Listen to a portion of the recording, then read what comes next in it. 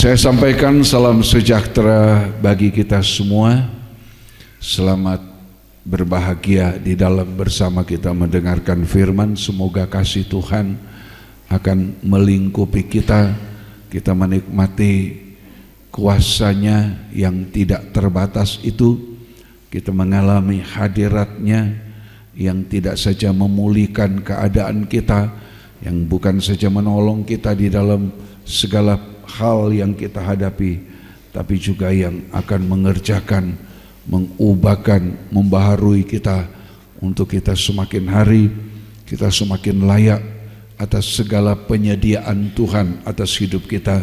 Bukan saja saat ketika Dia menyerahkan diri di atas kayu salib menanggung semua dosa pelanggaran, tapi penyediaan Tuhan adalah untuk menjadikan kita hidup sempurna sama seperti Dia. Saat Dia datang kedua kali, kita akan alami keubahan oleh kuasanya. Puji Tuhan. Kita kembali kepada kitab Rut pasal yang kedua.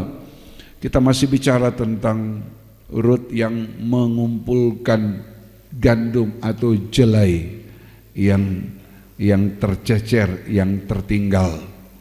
Ya, mengumpulkan jelai atau gandum ada dua pengertiannya. Yang pertama, pengertian dari mengumpulkan itu adalah sikap yang menghargai, ya, sikap yang menghargai setiap perkataan firman sampai firman itu menjadi iman, menjadi praktek di dalam kehidupan kita. Itu yang pertama. Yang kedua, Saku mengumpulkan gandum atau jelai, yaitu mengumpulkan gandum-gandum yang tercecer. Ya, jadi yang pertama mengumpulkan gandum, pengertiannya menghargai setiap perkataan firman, menerima firman bukan sebagai perkataan manusia, kata 1 Tesalonika 2, tapi menerima firman sebagai yang sungguh-sungguh adalah perkataan Tuhan yang mengerjakan kehidupan kita. Yang kedua, mengumpulkan gandum, yaitu gandum yang tercecer. Gandum yang tercecer atau yang tertinggal ada dua pengertiannya. Yang pertama adalah bicara dari hal kehidupan yang berada di dalam dosa, jatuh di dalam dosa, ada kesempatan untuk ditolong, ada kesempatan untuk dipulihkan, ya, lewat kuasa dari salib Tuhan yang sanggup membenarkan betapapun dalamnya kejatuhan itu. Tapi kuasa salib Yesus yang sudah turun di tempat yang paling dalam, ya, tapi juga Dia yang sudah naik ke tempat yang paling tinggi. Kuasa dari salib sanggup mengangkat, sanggup memulihkan kehidupan kita.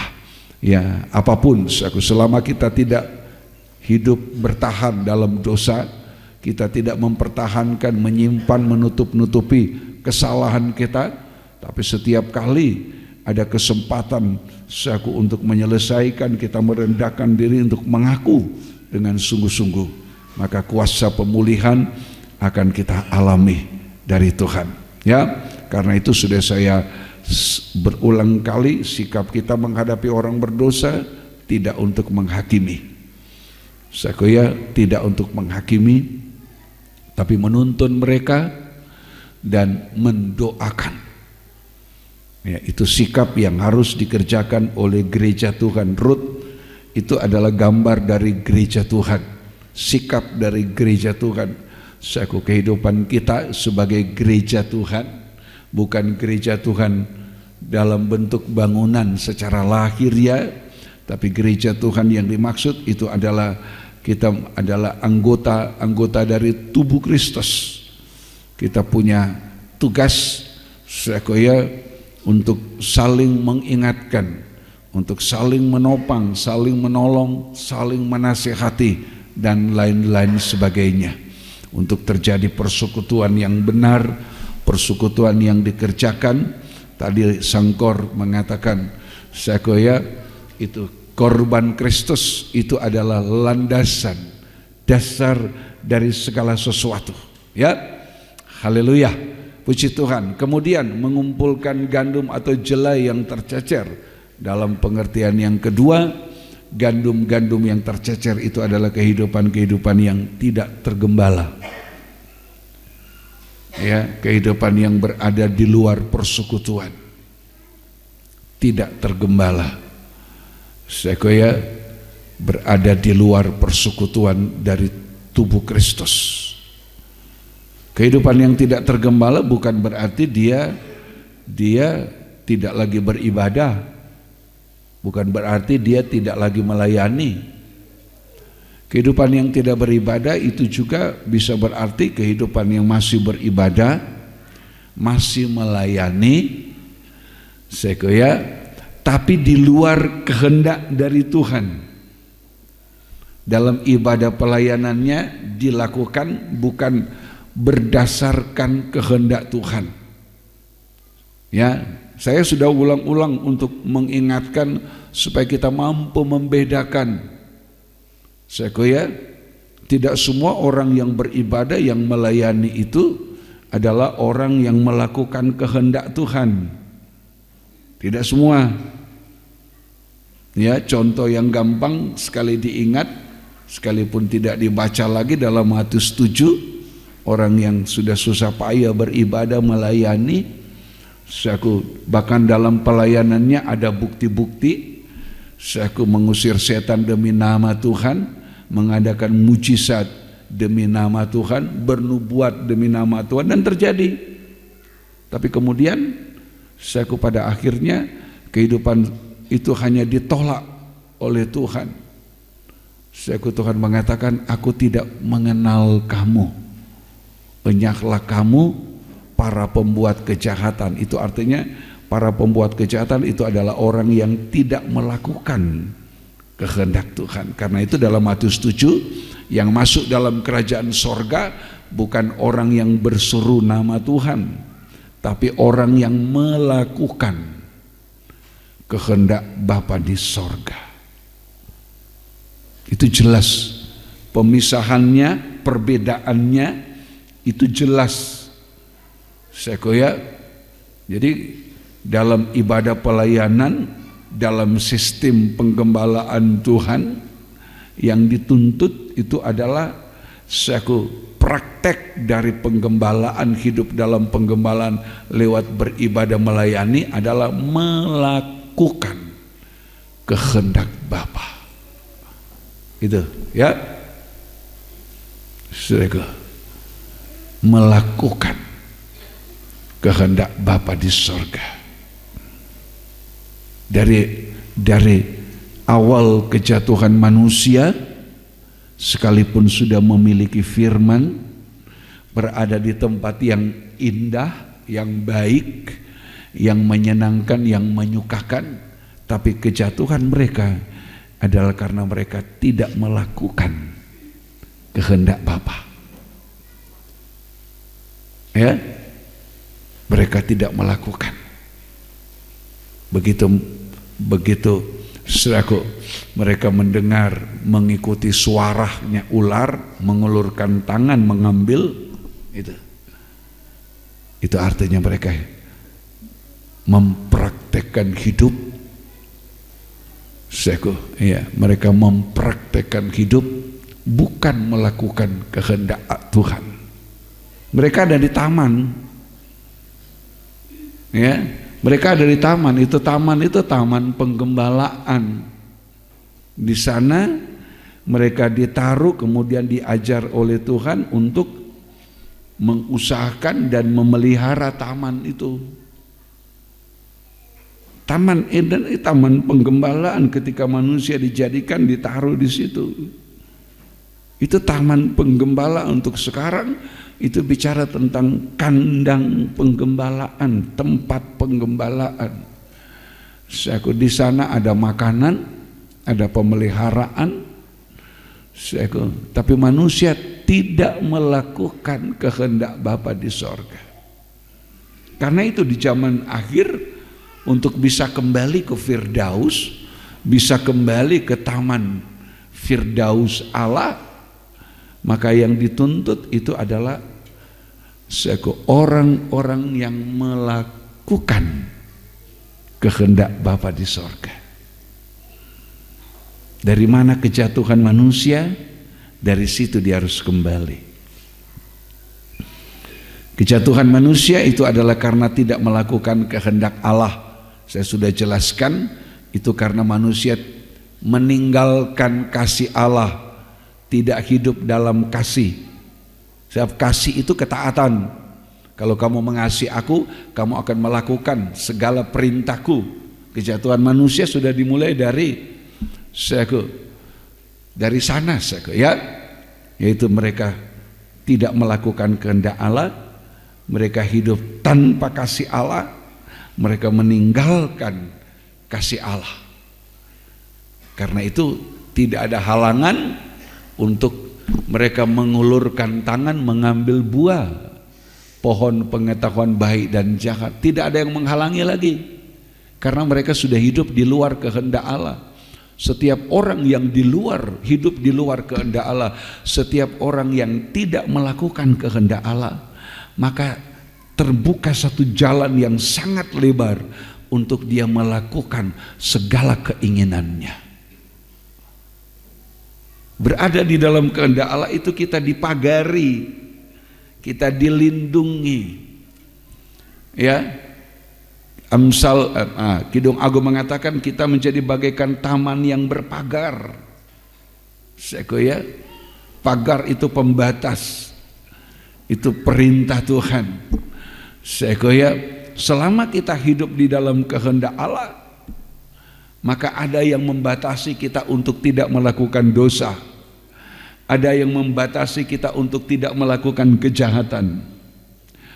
Tapi begitu kita hidup di luar kehendak Allah, maka terbuka jalan yang lebar untuk orang itu melakukan apapun, segala hal, apapun yang menjadi keinginannya. Tidak ada yang menghalangi lagi. Ya, karena itu jangan salah kalau kita selalu diajar untuk taat pada kehendak Allah. Itu adalah kebaikan, penyediaan Tuhan untuk kita. Melakukan kehendak Allah itu adalah penyediaan, itu kebaikan Tuhan. Sebab kalau tidak ada kehendak Allah, maka kita hanya akan melakukan kehendak manusia kita. Itu kan gampangnya begitu. Kalau tidak ada kehendak Allah yang membatasi kita, maka kita akan jadi orang yang bebas untuk melakukan sekehendak hati dan pikiran kita. Kejatuhan manusia tadi saya katakan itu karena mereka hidup di luar kehendak Allah, tidak mentaati kehendak Allah. Mereka dilempar keluar dari Taman Eden, dilempar keluar dari tempat penggembalaan, menjadi tidak tergembala. Sekaya, nah untuk kembali ke situ, sekaya mereka harus kembali dari mana mereka jatuh. Di mana mereka jatuh? Saat tidak melakukan kehendak Allah. Kembali ke situ.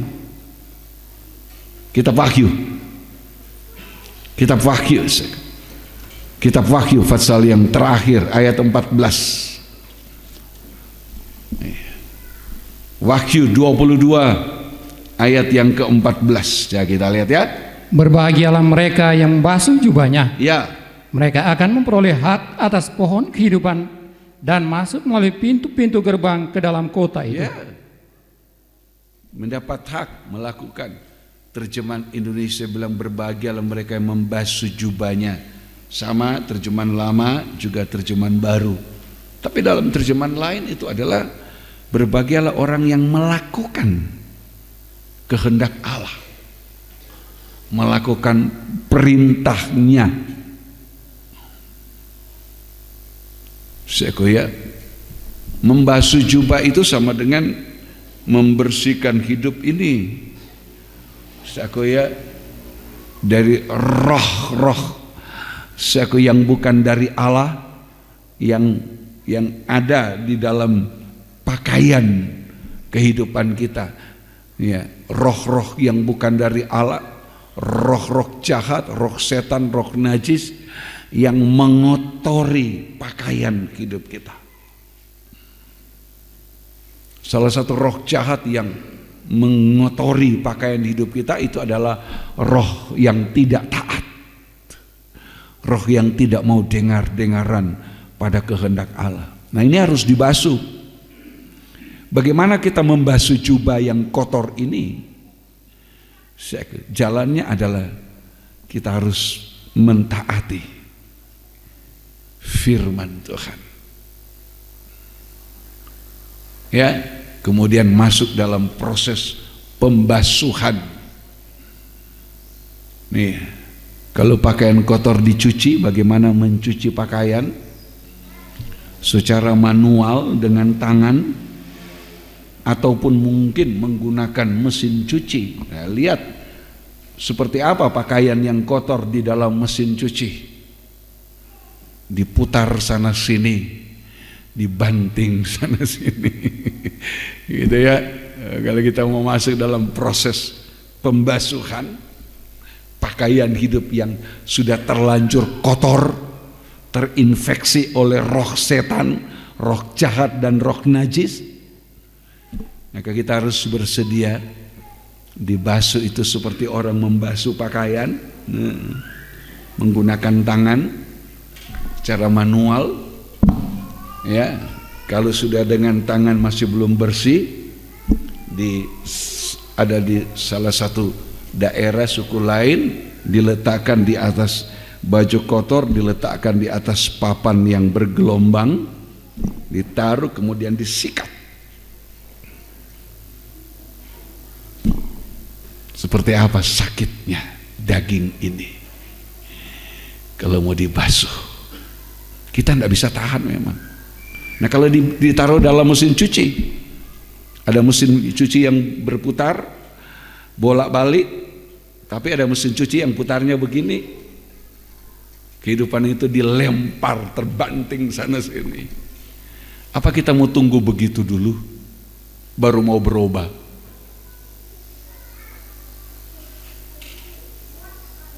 Yang paling baik dalam hidup ini adalah mendengar dan dengar-dengaran kepada kehendak Allah. Tapi andai kata sudah terlanjur seperti itu, ayo. Tadi saya bilang terjemahan Indonesia, terjemahan baru, terjemahan lama menggunakan kata berbahagialah mereka membasuh jubah. Tapi dalam terjemahan lain, dalam Alkitab bahasa asing, kita bukan orang asing, tapi dalam bahasa orang bule sana, nah itu aja. Itu bukan membasuh jubah, tapi melakukan kehendak Allah. Do His commandment. Melakukan perintahnya. Nah, itu dalam bahasa Inggris itu ada. Dia lihat. Ya. Mereka yang melakukan, mentaati perintah itu Yohanes 15 bilang itu adalah praktek dari orang yang mengasihi Tuhan. Ayat 15 ya Pak, Yohanes 14. Gampang kok, jangan tunggu dibanting, mulailah dari melakukan kehendaknya. Sebab kalau nanti masuk seperti dibanting, seperti baju kotor dalam mesin cuci, aduh, nanti anak bilang, ada anak Tuhan bilang, aduh saya tidak bisa tahan, mendengar saja saya sudah pusing, bagaimana kalau melakukan? Ayo mulai. Tuhan menyucikan kita secara bertahap. Tuhan tahu seperti apa kita. Yohanes 14. Jikalau kamu mengasihi aku, kalau kamu mengasihi aku, kamu akan menuruti segala perintahku. Ya, kamu akan menuruti segala perintahku. Saya selalu tekankan di sini, bukan 1-2 perintah, segala perintahku. Dan segala perintah Tuhan itu tidak berat. Yang bikin berat, yang bikin merasa berat, pikiran kita, perasaan kita. Waduh, kalau saya harus melakukan yang begitu, kalau saya harus melakukan yang begini, aduh saya tidak mampu, memang tidak mampu. Kalau berdasar kekuatan sendiri, tapi kalau berdasar kekuatan dari Roh Kudus, Gunung yang tinggi pun diratakan. Tidak ada yang berat. 1 Yohanes 5 ayat yang ketiga. 1 Yohanes 5 ayatnya yang ketiga. 1 Yohanes 5 ayatnya yang ketiga. Sebab inilah kasih kepada Allah. Inilah kasih kepada Allah. Apa itu? Yaitu bahwa kita menuruti perintah-perintahnya. Yaitu kita menuruti perintah-perintahnya. Perintah-perintahnya itu tidak berat. Dan perintah-perintahnya itu tidak berat. Siapa yang bilang berat? Kalau Tuhan bilang tidak berat, tidak berat. Yang bikin merasa berat ya kita, pikiran kita. Kita mulai mengolah dengan pikiran kita. Aduh, kalau saya harus melakukan seperti kata firman itu, waduh saya tidak mampu. Belum melakukan dia sudah bilang tidak mampu. Itu hati yang ditipu. Itu kehidupan yang ditipu oleh pikiran, perasaan sendiri. Ya saya bilang itu kehidupan yang ditipu oleh hikmatnya sendiri. Sehingga kalau dia hidup dalam hikmatnya Allah, bukan hikmatnya sendiri, sehingga maka hikmat Allah akan membuat dia tidak berkata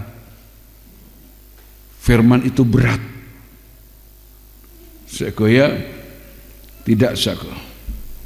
Tapi kalau dengan hikmat Allah, salah satu hikmat Allah itu adalah membuat kita menjadi orang yang penurut. Ya, hikmat Allah akan menjadikan kita orang-orang yang penurut kepada kehendak Allah. Kalau hikmat dunia itu menarik kita kepada kepentingan dunia, kepada keinginan dunia. Tapi melakukan kehendak Allah itu sama juga dengan artinya kita mengalahkan dunia ini dengan segala keinginan. Coba dibaca terus ayat tadi, ayat 4. Ya, ayat 4 1 Yohanes 5 ayat yang keempat. Sebab semua yang lahir dari Allah itu hasil dari kehidupan yang mentaati, mengasihi Tuhan sehingga dia mentaati firman. Dia mengalami kelahiran baru dari Allah. Mengalahkan dunia. Dia mengalahkan dunia. Ya. Dan inilah kemenangan yang mengalahkan dunia. Iman kita. Iya, kemenangan yang mengalahkan dunia. Iman kita, iman kepada firman, kepada hikmat Allah. Sekoya, itu yang mengalahkan dunia. Apa sih mengalahkan dunia yang mana? Apa kita mau mengalahkan dunia untuk menjadi penguasa dunia? Bukan. Iya, dunia yang dikalahkan itu disebut oleh 1 Yohanes 2. 1 Yohanes 2 ayat 15 mulai jawab. Ini dunia yang disebutkan, yang harus kita kalahkan oleh iman, oleh keyakinan kita kepada firman, oleh ketaatan kita kepada firman. Dunia dikalahkan oleh karena kasih kita kepada Allah. Ayat 15 mulai, 1 Yohanes 2. Janganlah kamu mengasihi dunia. Janganlah mengasihi dunia. Dan apa yang ada di dalamnya. Dan apa yang ada di dalamnya. Jikalau orang mengasihi dunia. Kalau orang mengasihi dunia. Maka kasih akan Bapa tidak ada di dalam orang ya, itu. Terus. Sebab semua yang ada dalam semua dunia. yang ada dalam dunia, ini yang ada dalam dunia, ini yang harus dikalahkan, ya. Yaitu keinginan daging. Keinginan daging. Dan keinginan mata. Keinginan daging sama dengan keinginan tubuh, memuaskan, merawat tubuh, kata Rasul Paulus dalam Roma. Orang merawat tubuh hanya untuk memuaskan hawa nafsunya. Saya sudah jelaskan kita perlu merawat tubuh. Perlu. Tapi bukan untuk memuaskan hawa nafsunya. Ya, dibedakan ya. Kita merawat tubuh untuk kemuliaan Tuhan, untuk bisa mempermuliakan Tuhan lewat tubuh ini.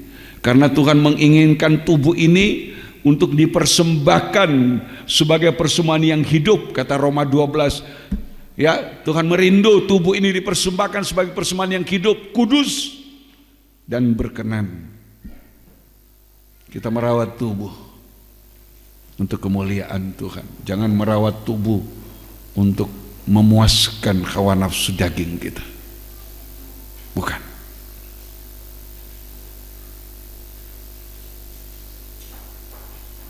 Ya. Semua yang ada dalam dunia, yaitu keinginan daging atau keinginan tubuh dan keinginan mata serta keangkuhan hidup bukanlah berasal dari Bapa, ya, melainkan dari dunia. Ya, bagaimana kita mengalahkan dunia ini? Ya, terus. Dan dunia ini sedang lenyap dengan keinginannya. Ya.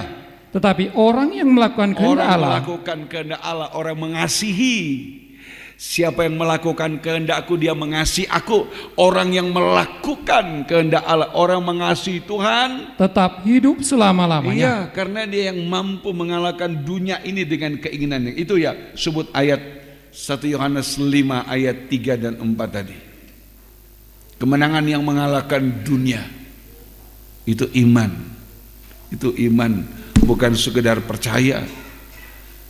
Iya, tapi sampai kepada orang itu bisa mempercayakan hidupnya kepada Tuhan. Itu iman yang aktif, bukan sekedar iman. Ya, kalau kita hanya dengan iman, oh iya Tuhan, Engkau tahu aku percaya.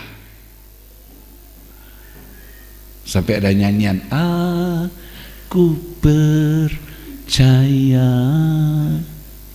berkat-Mu atasku melimpah. Nah itu, aku percaya, oh Tuhan berkat-Mu pemeliharaan. Kita bisa jadi orang yang pasif, pokoknya percaya, yang penting percaya. Tidak salah. Tapi iman yang mengalahkan dunia bukan sekedar kita percaya, aku percaya, aku bisa kalahkan dunia. Bukan. 1 Yohanes 5, iman yang mengalahkan dunia itu adalah orang yang mendengar firman kemudian melakukan firman. Orang yang mengasihi Tuhan, orang yang percaya dan mempercayakan. Itu kan ayatnya bilang begitu. Coba ulang, ayo 1 Yohanes 5 tadi, coba kita lihat, supaya jangan bilang iman, wah iya berarti iman yang penting percaya. Bukan, sampai bisa mempercayakan hidup kita kepada Tuhan. Coba ayat 3 diulangi, kita simak kalimat demi kalimatnya. 1 Yohanes 5 ayat 3 mulai. Sebab inilah kasih kepada Allah, kasih kepada Allah, yaitu bahwa kita menuruti perintah-perintahnya. Kenapa kita menuruti perintah? Karena kita percaya, karena kita mengasihi Dia. Ya kan? Kita menuruti Dia, perintahnya, karena kita mengasihi Dia. Kita mentaati perintahnya karena kita percaya kepada firman yang kita lakukan itu, kepada firman yang kita imani, kita lakukan. Kenapa kita melakukan? Bagaimana orang melakukan firman, mentaati firman? Orang hidup yang melakukan kehendak Allah, yang mentaati firman, itu sama dengan orang percaya yang mempercayakan hidupnya kepada Tuhan. Ketika dia dengar firman, oh ya, saya lakukan. Artinya apa? Dia percaya kepada apa yang dikatakan oleh firman, sama dengan dia meletakkan hidupnya kepada firman itu. Itu seperti iman. Bukan sekedar aku percaya. Memang kita harus percaya, tapi jangan pasif. Percaya yang aktif itu adalah orang percaya sampai mempercayakan. Ya, sebab inilah kasih kepada Allah, yaitu bahwa kita menuruti perintahnya. Perintah-perintahnya itu tidak berat. Terus ayat 4, perhatikan. Sebab semua yang lahir dari Allah, mengalahkan dunia. Iya, yang lahir dari Allah itu orang yang, saya banyak kali gunakan istilah, orang yang mendengarkan firman sampai bisa memasukkan diri dalam kandungan firman, dalam kandungan Allah, sampai kemudian dia mengalami proses kelahiran sebagai manusia baru, dibaharui oleh firman, dibaharui dalam kandungan Allah, dalam penggembalaan Tuhan lewat firman. Tempat penggembalaan itu sama dengan kandungan Allah, tadi sama dengan Taman Firdaus. Di situ kehidupan itu dibentuk, dirubah, dibaharui. Kehidupan seperti janin bayi dalam kandungan, dia akan bergerak, dia bertumbuh, dia bertambah, bukan karena kehendak si ibu, ya, bukan karena kehendak dari si ibu yang mengandung, tapi proses pertumbuhan janin dalam kandungan, dia akan bergerak, dia bertambah, bertumbuh sesuai dengan kehendak Allah, bukan kehendak dari si ibu. Oh ya, ketika mengandung dia mulai pijit-pijit kandungan, saya mau pijit di sini supaya kalau lahir hidungnya tinggi, mancung. Kan enggak. Malah dipijit-pijit malah bisa merusak bentuk dari janin itu. Itu dia terjadi karena kehendak Allah. Seperti itu kita kalau berada di dalam kandungan Allah, kandungan firman, berada dalam penggembalaan firman, kita lahir menjadi manusia baru. Ya, ini orang yang percaya dan mempercayakan diri. Ini orang yang percaya dan taat. Dan inilah kemenangan. Dan inilah kemenangan yang mengalahkan dunia. Ya, iman kita. Iman kita. Iman kepada firman tadi. Iman kepada firman sampai kepada melakukannya, sampai kepada mentaatinya. Jadi jangan tertipu aku dengan kalimat-kalimat yang penting kamu percaya, yang penting kamu percaya. Jangan tertipu saudaraku. Kenapa saya mau mengatakan begitu? Kalau kita hanya sampai kepada ajaran yang mengajar hanya sampai kepada yang penting percaya, yang penting kamu percaya. Jangan lupa iblis juga percaya tapi tidak bisa masuk surga. Kenapa? Karena iblis percaya tapi tidak berubah. Orang percaya yang tidak berubah, yang tidak ditandai dengan ketaatan kepada firman, tidak bisa masuk surga. Berapa lapis pun pengakuan percayanya kepada Tuhan. Ya, kalau saya mengatakan terus terang, saya tidak mau menghakimi, tapi ada begitu banyak pemberitaan yang menggampangkan orang masuk surga. Yang penting kamu percaya masuk surga, asal kamu percaya masuk surga. Nanti dulu orang percaya ini bertobat enggak? Orang percaya ini berobat enggak? Orang percaya ini lahir baru enggak? Itu yang mesti ditanyakan. Kalau hanya soal percaya kita kalah, saya mau mengatakan iman kita kalah dengan imannya setan. Setan percaya Allah itu satu. Setan tidak memberhalakan yang lain. Orang Kristen yang percaya, tanya berapa berhalanya. Ya, kita percaya kan? Ayo jujur, berapa berhala yang kita punya?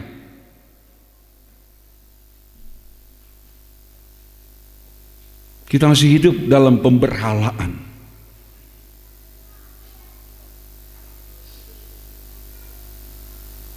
Boleh saja saudara menyenangi sesuatu, mengidolakan sesuatu, tapi hati-hati jangan jadi berhala. Coba orang yang hobi main bola, idolanya kamu siapa? Jawab. Kadang-kadang biar lagi sibuk, biar tengah malam, kalau idolanya yang main tidak ngantuk. Oh, coba kalau dengar firman, lain kali banyak alasan. Wah, tengah malam kok mau ibadah. Coba kalau bangun mau nonton bola, hati-hati, tidak dilarang. Tidak dilarang. Semuanya menonton bola lebih baik daripada menonton sinetron. Ya, menonton bola itu apa adanya di lapangan. Kalau sinetron kan putar balik yang paling banyak. Sinetron itu kan tipu daya. Orang jahat, orang yang kelakuan hidupnya sehari jahat, tapi dia bisa memerankan satu peran, dia orang baik, orang yang beribadah, orang saleh, tapi hidupnya tidak karuan. Itu kan tipu daya. Makanya semuanya lebih baik nonton bola, Ya, karena itu apa adanya. Di lapangan yang kita lihat ya memang begitu. Daripada menonton sinetron, tapi tidak apa-apa. Sudah senang sinetron apa? Ada? Nah, ada. Oh, nah ada, syukurlah. Ada kalau Anandi so diputar, nah itu sudah ke biar makanan dimakan anjing, makan kucing. Begitu balik di dapur, ya dimakan kucing, gara-gara udah taruh enggak apa-apa. Yang penting jangan marah-marah kalau makanan dimakan anjing, angus lah, gosong, enggak usah marah, ya. Jangan marah. Sudah enggak apa-apa. Ada yang senang, saya lihat ada yang senang apa itu? Muhabbaten, bisa tahu jalan cerita. Sudah kita tanya sama Rere itu, dia tahu itu lonceng cinta. Oh si ini. Sekarang nih, saya suka ganggu. Di cerita ini mati. Saya dia bangkit ya. Masa ini kenapa ada di cerita sini sudah bangkit? Tidak apa-apa, tapi jangan jadi berhala. Itu yang saya bilang. Orang Kristen kan berhalanya semuanya banyak.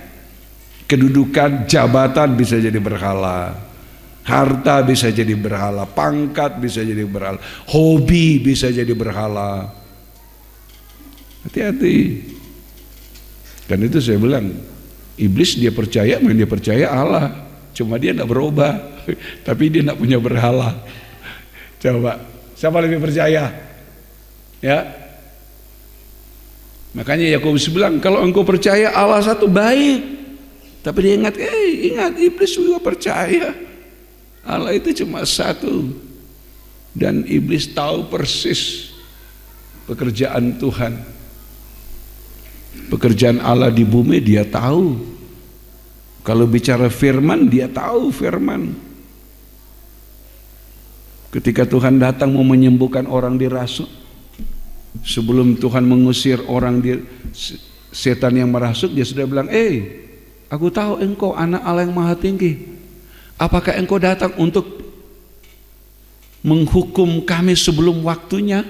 Iblis tahu belum waktunya. Karena itu Tuhan tidak menghukum, Tuhan menengking keluar. Ya, coba baca kitab Injil.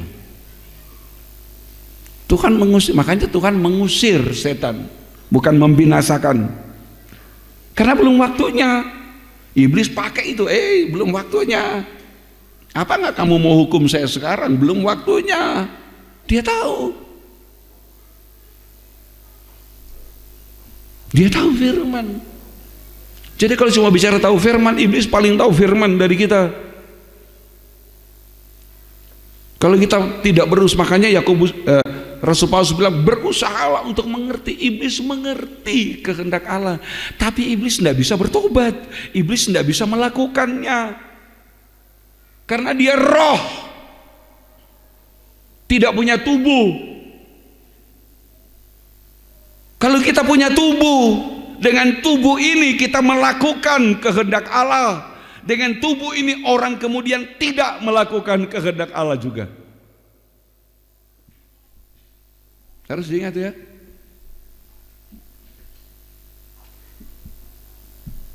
Tuhan ingin kita hidup mencari kehidupan yang nanti diubahkan. Jadi untuk kembali, kejatuhan manusia karena tidak mengasihi, tinggalkan kasih, tidak mentaati, untuk bisa kembali manusia harus kembali dari mana dia jatuh. Karena itu orang kalau mau berdamai, dia harus jelaskan, bukan cuma aduh saya minta ampun, saya pernah membenci kamu, cuma gitu. Loh, kenapa kamu membenci saya, kenapa? Mesti tahu. Kalau saya tidak tahu, saya tidak tahu kesalahan saya. Kenapa kamu benci saya, kenapa?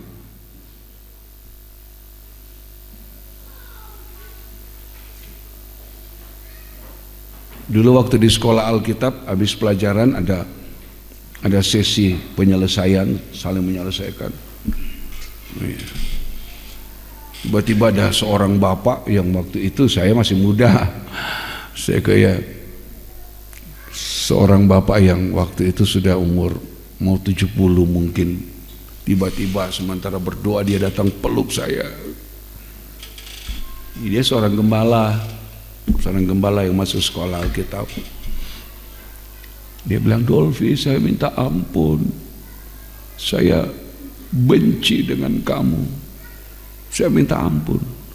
Sebelum saya bilang, oh ya, sama-sama kita mengampuni, saya tanya, Om, kenapa Om benci saya? Saya mesti tahu kan, supaya saya bisa kembali dari mana saya punya kesalahan.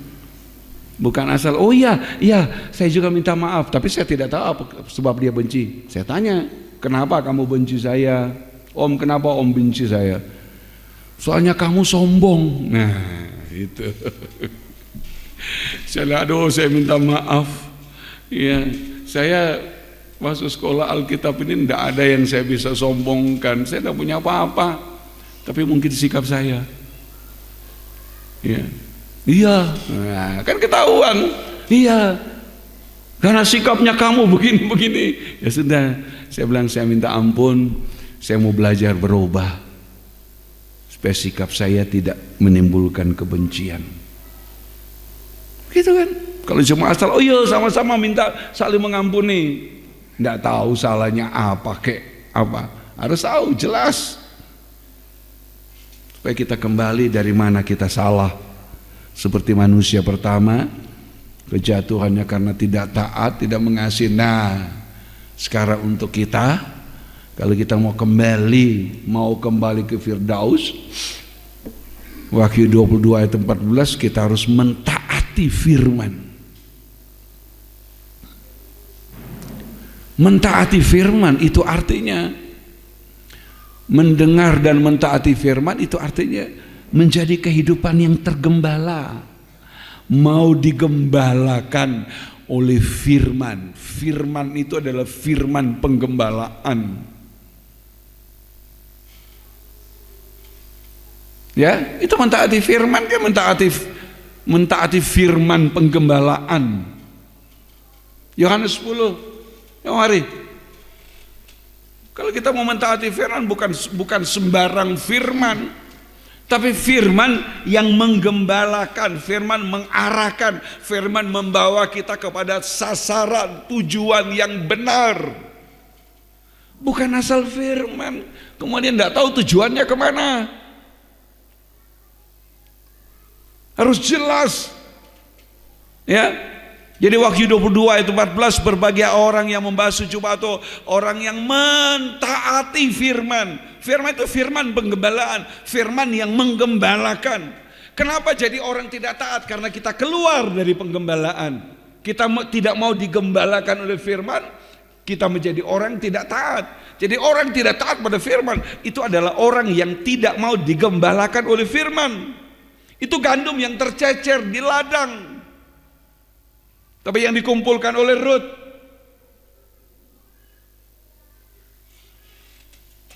Ya, masih ada waktu, masih ada kesempatan, dikumpulkan, dibawa dalam persekutuan.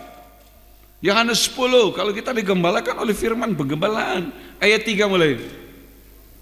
Untuk dia penjaga membuka pintu, ya, dan domba-domba mendengarkan suaranya. Tuh, mendengarkan, domba-domba mendengarkan suaranya.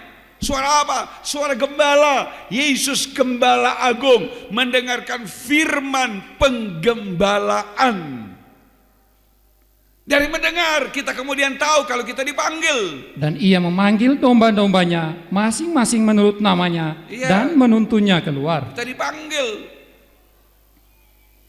masing-masing menurut namanya, dipanggil menurut nama itu. Firman yang menyatakan keadaan kita.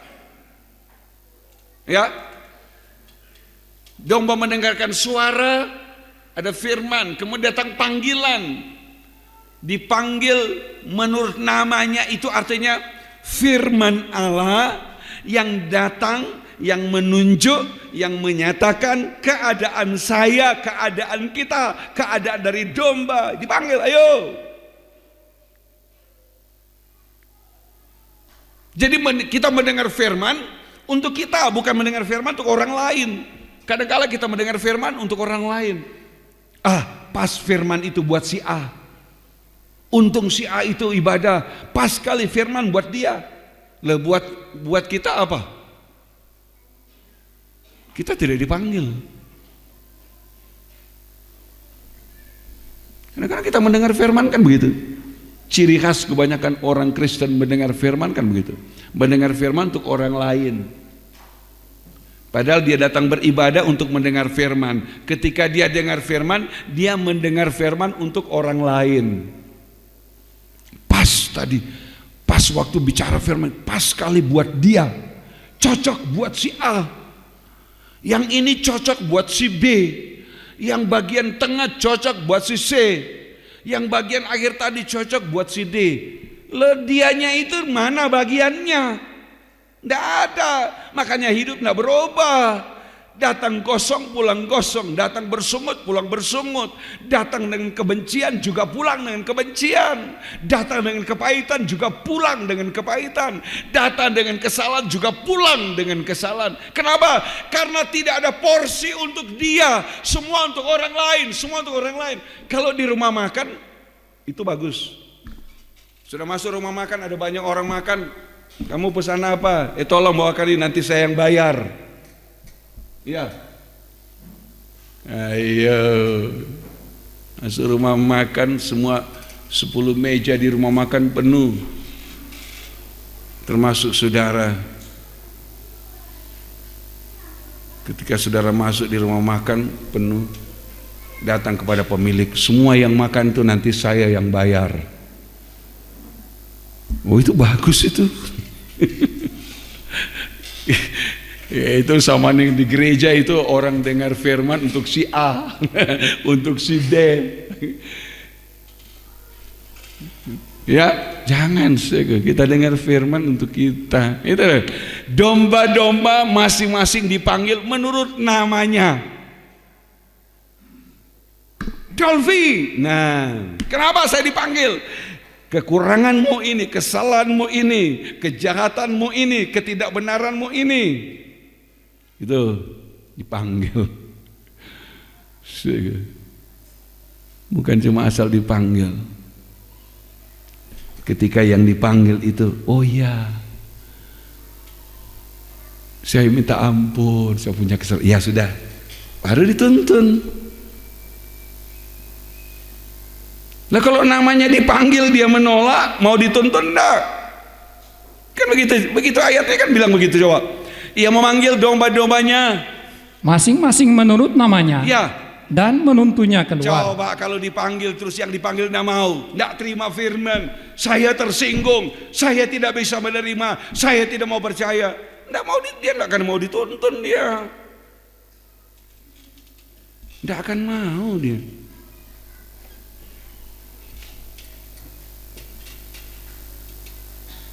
Ya, itu tuh kan menuntun tuh. Ayat selanjutnya. Jika semua dombanya telah dibawanya keluar, iya, ia berjalan di depan mereka, ya, dan domba-domba itu mengikuti dia, ya, karena mereka mengenal suaranya. Iya, mengikuti dia. Karena suara itu, suara firman penggembalaan. Jadi yang mengarahkan kita untuk bisa tergembala, mengikut dia gembala, itu adalah suara firman penggembalaan. Itu menuntun. Nah, ketika dia berjalan di muka dengan suaranya, ini tidak mau ikut suara itu. Itulah gandum-gandum yang tercecer tadi. Ya, itu gandum yang tercecer. Dipanggil, ikut. Tapi ini tidak mau.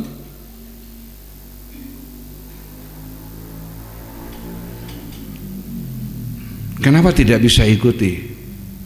Ada dua, paling sedikit ada dua sebab orang tidak mau hidup tergembala paling sedikit. Kita sedang bicara tentang mengumpulkan gandum, itu hidup tergembala. Hidup yang tidak tergembala ya, gandum tercecer, hidup tidak tergembala. Dari 2 minggu yang lalu, untuk mengetahui tergembala atau tidak, kita dengar firman penggembalaan 2 minggu yang lalu kalau saya masih ingat. Ada paling sedikit ada 2 sebab kehidupan itu tidak mau mengikuti suara gembala itu. Artinya tidak tergembala. Mereka mengikuti karena mereka mengenal suara. Ada 2 sebab domba itu tidak mau mengikuti, tidak tergembala. Yang pertama, mereka tidak mau taat. Karena tidak mau taat pada firman penggembalaan, tidak mau taat. Di zaman Israel melakukan perjalanan di padang gurun, mereka harus peka terhadap suara nafiri. Mereka harus tahu suara nafiri ini itu suara firman penggembalaan. Mereka harus kenal. Tadi Yohanes 10, kalau dia sudah bawa keluar domba, dia jalan di muka, domba itu mengikuti karena mereka mengenal suara. Peka terhadap suara itu. Kalau kita tidak peka, bisa tertinggal. Kalau kita tidak peka, kita kemudian bisa tidak mau ikut. Kita tidak mau taat dan dengar. Itu sebab yang pertama, paling sedikit ada 2 sebab orang tidak mau mengikuti suara, yaitu karena tidak mau taat pada suara yang didengarkan, firman penggembalaan. Coba kita lihat di zaman orang Israel di padang gurun, kitab Bilangan ya, mereka harus peka ya. Bilangan pasal yang ke-10 ayat 1 mulai. Jadi kita lihat ayat 1 mulai. Tuhan berfirman kepada Musa, ya, buatlah 2 nafiri dari perak tempahan harus kau buat itu, supaya dipergunakan untuk memanggil umat Israel ya, dan untuk menyuruh laskar-laskarnya berangkat. Apabila kedua nafiri itu ditiup, segenap umat itu harus berkumpul kepadamu di depan pintu kemah pertemuan. Jikalau hanya 1 saja ditiup. Jadi mereka harus tahu kan, sebab nafiri itu digunakan untuk memanggil dan untuk menyuruh berangkat. Itu ayat 2. Memanggil. Tadi sudah dipanggil kan, Yohanes 10. Dia memanggil menurut nama masing-masing. Ya, Bilangan 10 ayat 2, nafiri itu gunanya untuk memanggil dan untuk menyuruh berangkat. Dipanggil itu ada banyak sebab. Ya, tadi saya bilang kalau nama kita dipanggil, itu Tuhan ada kehendak buat kita. Apakah kehendaknya dia menyatakan kesalahan, kekurangan, atau kehendaknya supaya kita melakukan sesuatu yang dia inginkan. Zaman Israel sudah ada. Ya, nafiri perak itu dipergunakan untuk memanggil umat Israel dan untuk menyuruh laskarnya berangkat. Lihat ayat 3. Apabila kedua nafiri itu ditiup, segenap umat itu harus berkumpul kepadamu di depan pintu kemah pertemuan. Jadi ketika ditiup mereka kata, wah ini kita dipanggil untuk berkumpul. Jangan jalan kalau bunyinya panggilan untuk berkumpul. Jangan bikin yang lain. Begitu bikin yang lain, nah itu kehidupan yang tidak tergembala, tidak mau tergembala oleh firman, suara firman penggembalaan. Kalau ditiup, apabila kedua nafiri ditiup, orang Israel sudah tahu harus berkumpul. Terus 4. Jikalau hanya 1 saja tiup, ya, maka para pemimpin, para kepala pasukan Israel harus berkumpul kepadamu. Jadi jelas ya, ditiup dua-dua, nafiri ditiup dua-dua. Oh ini jemaat Israel berkumpul. Kemudian ada bunyi nafiri. Oh itu cuma 1. Oh berarti cuma pemimpin-pemimpin yang berkumpul. Ya, coba pemimpin. Kalau bikin KKR, kebaktian persekutuan tubuh Kristus, kalau di kalangan kita, lain kali ada undangan hanya untuk para pendeta, gembala, penginjil, dan tua-tua, imam-imam. Di undangan itu juga ada syarat. Ya, selain suami istri, ada catatan dilarang membawa anak. Itu peraturan, itu punya nafiri. Satu nafiri.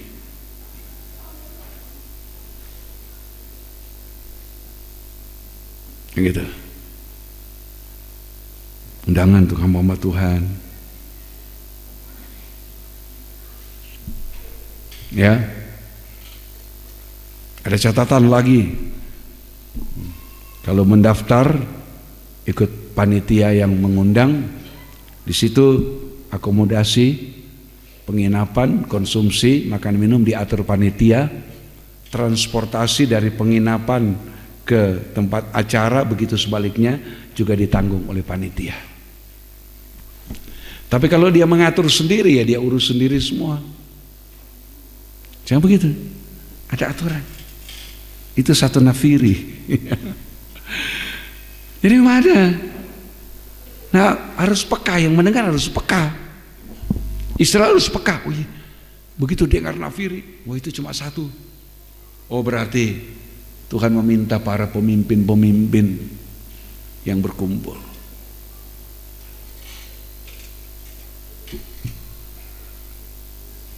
Ya, cuma Tuhan tidak tambahkan dilarang membawa anak. Kalau di KKR ya begitu, itu ada, lain kali jadi persoalan. Ya, kenapa Anda hadir? Habis saya punya anak, enggak mau ditinggal. Ya, udah, panitia punya aturan kan begitu. Memang itu ada maksudnya. Kenapa? Ada banyak alasan.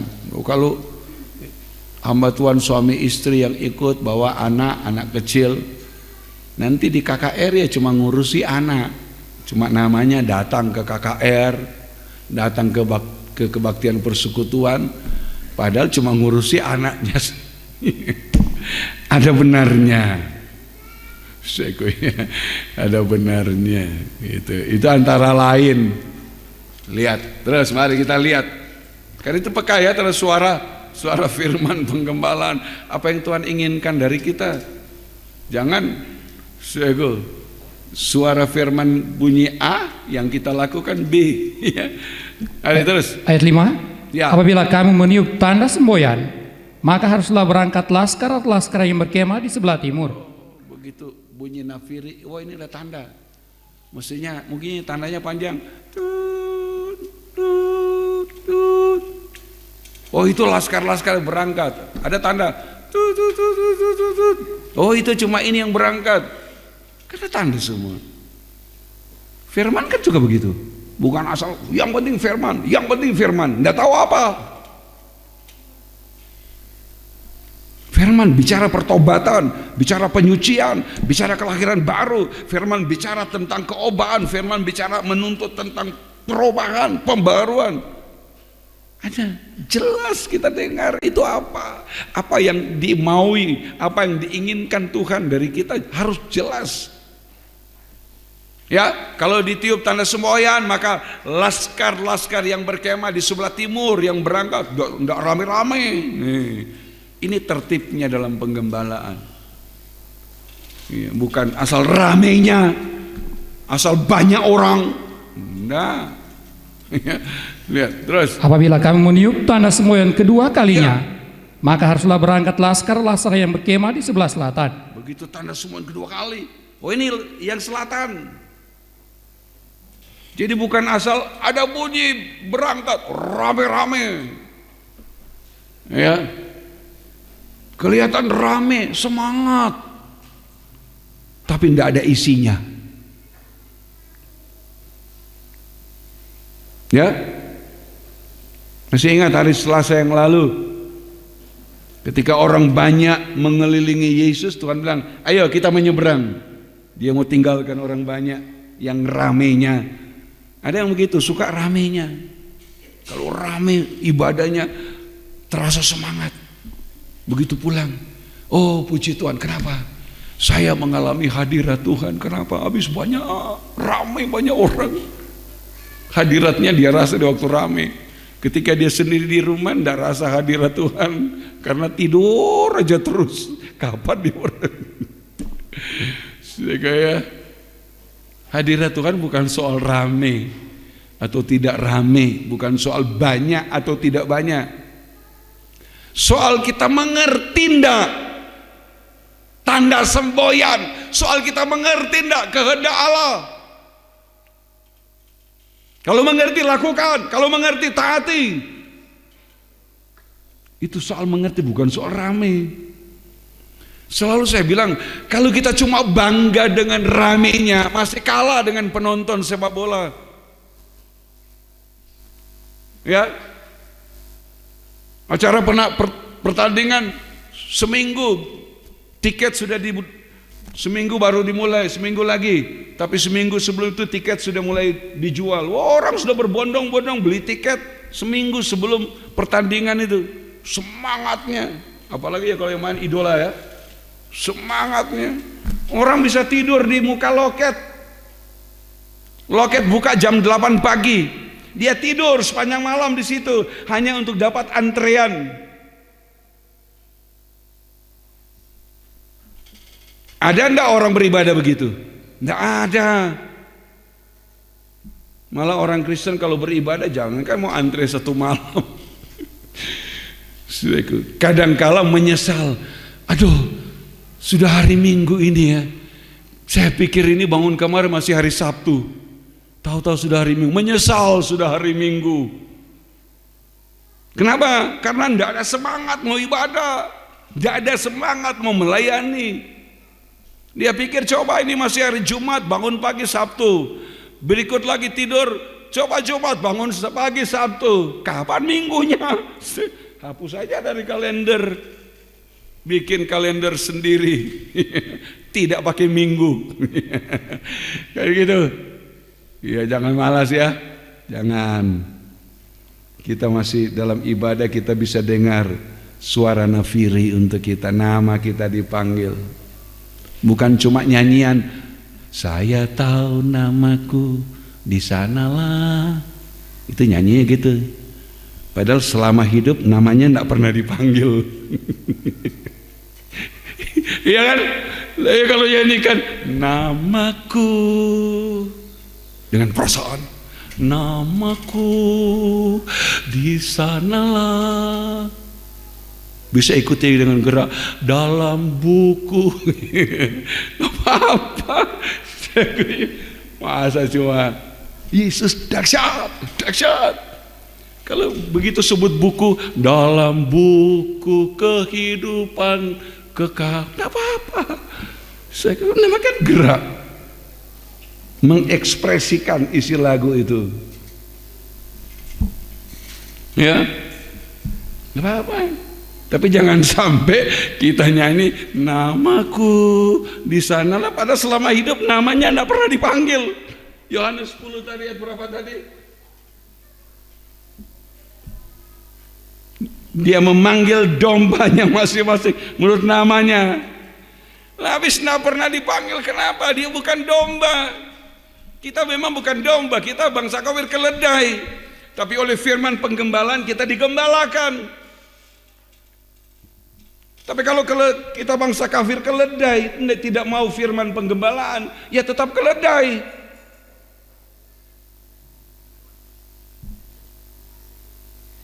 Ya.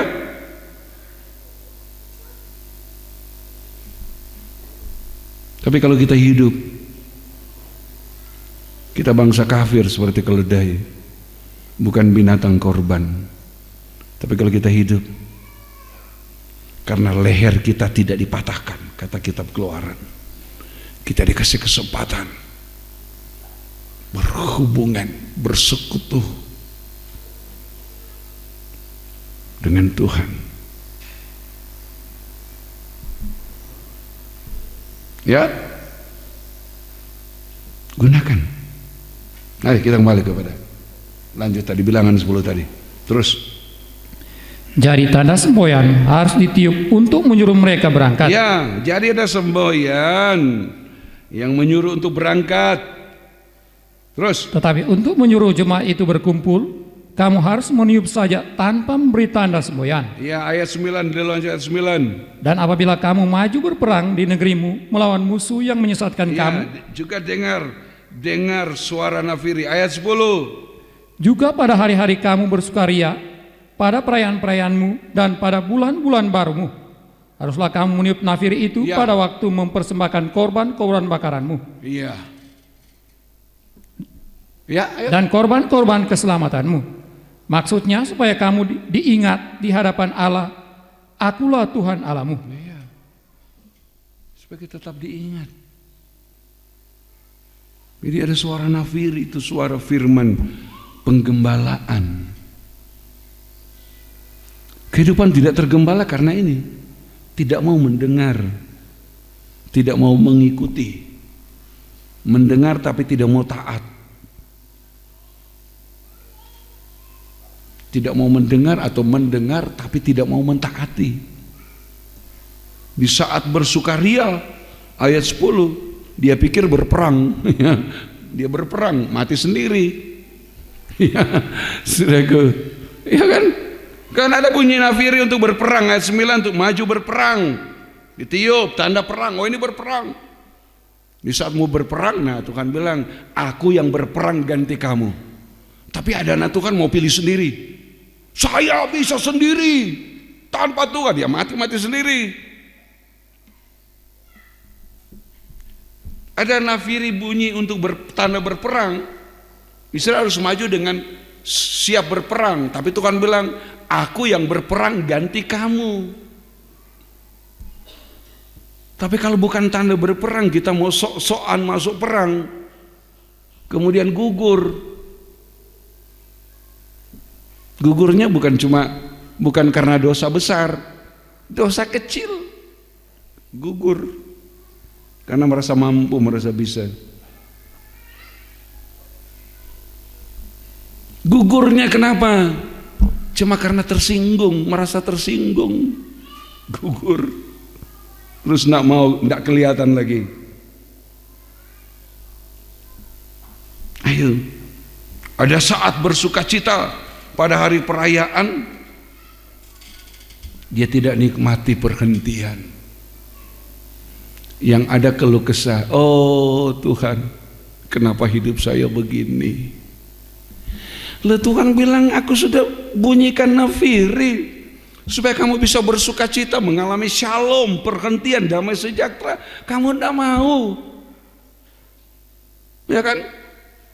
Bagaimana kita mau mengalami tanda bersuka cita? Matius 11 bilang, mari kepadaku hai kamu yang lelah menanggung berat, aku akan memberikan kelegaan. Pikul aku yang kupasang, belajar kepadaku, aku lemah lembut dan rendah hati, maka jiwamu akan mendapatkan selamat, damai. Udah aku undang, kamu ndak mau. Bersukaria, mengalami perhentian, damai, sejahtera. Tapi kalau kita suka milih-milih sendiri, jangan salahkan Tuhan.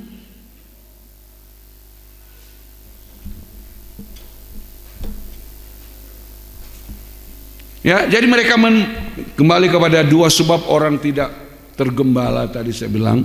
Yohanes 10 sudah dengar suara tapi tidak mau ikut.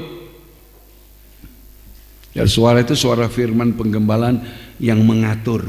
Itu firman penggembalaan itu mengatur hidup kita ini secara lahiriah maupun secara rohani. Kita diatur, digembalakan, dituntun supaya hidup di dalam rencana Tuhan. Sampai di ayat berapa tadi? Ayat 10, kita bisa bersuka cita pada hari perayaan bulan baru, kita mempersembahkan korban bakaran dan korban keselamatan. Ya, tapi kalau tidak tergembala ini tidak terjadi ini. Yang kedua, sebab-sebab orang tidak tergembala. Yang kedua adalah karena mendengar suara orang asing. Kembali, yang terakhir kita lihat, Yohanes 10 tadi.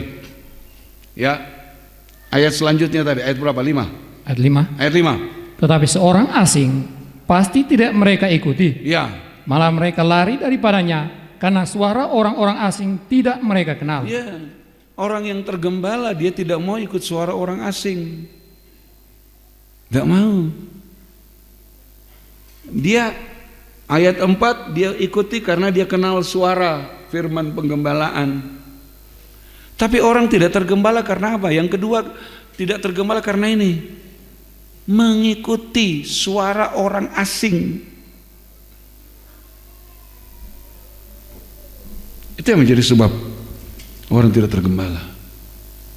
Lebih percaya kata orang daripada percaya firman.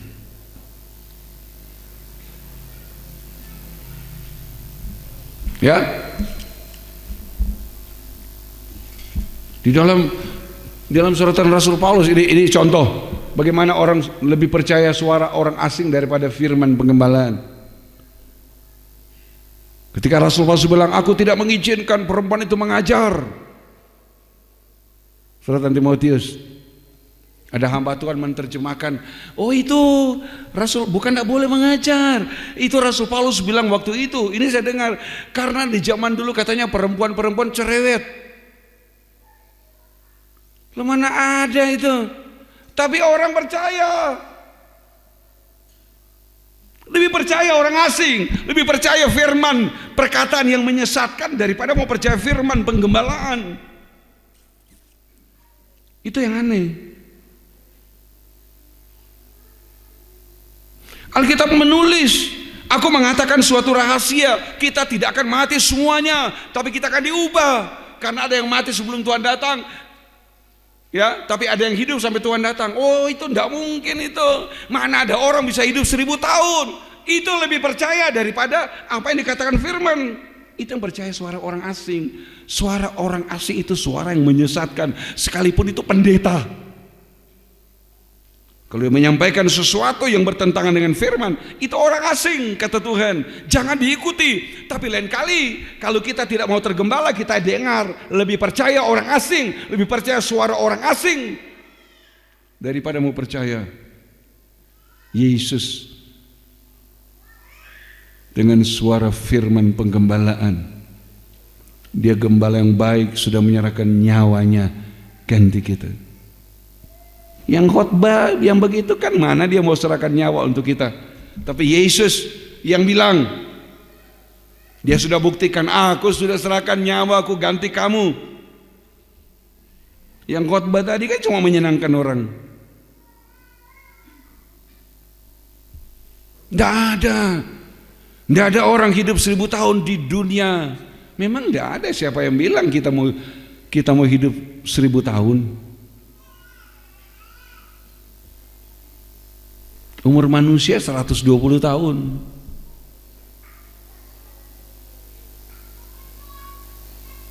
Itu kata firman.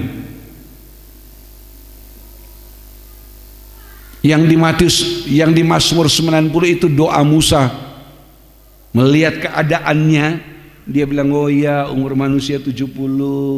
Dia lihat dirinya, saya 60 sudah mulai begini, berarti kalau saya dapat kemurahan lagi bisa sampai 70, tapi kalau saya kuat 80. Kejadian bilang umur manusia 120 tahun. Kenapa sulit orang mencapai 120 tahun? Banyak sebab. Ada orang mau hidup 70 tahun, tapi 30 tahun meninggal karena menyalahgunakan tubuh. Ya, tidak mau hidup seperti firman. Banyak sebab jadi. Tapi kalau kita mendengar suara orang asing yang suka menggunakan logika daripada kebenaran firman, iya, itu yang menyebabkan orang itu menyimpang keluar dari penggembalaan, gandum yang tercecer.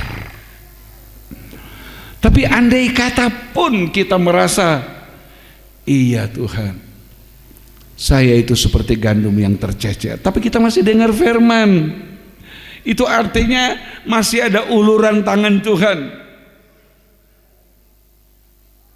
Sekoya untuk mengumpulkan, masih ada kasih karunia Tuhan untuk mau mengumpulkan kehidupan yang tercecer.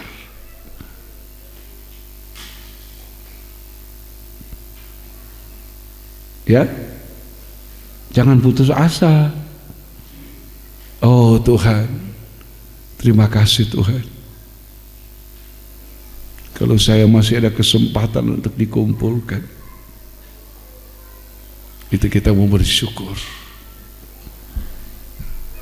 Sekaya kita mau berterima kasih. Tuhan, terima kasih untuk saat yang indah yang Tuhan berikan. Tuhan memberkati. Kita bangkit berdiri. Haleluya.